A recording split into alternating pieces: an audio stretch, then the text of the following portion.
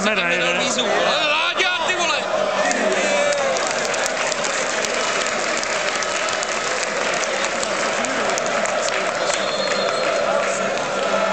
Matěj, no tak ty čísla.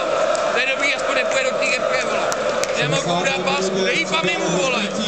Hřiště odchází s číslem 8 Marek Matějovský. Místo něj nastoupí s číslem 19 Jakub Mareš. Mělo by to hodit si nějakým přátelák na dobu GP, aby tam mohl Matěj jako ty vole dostřečit ty. Nehrajete?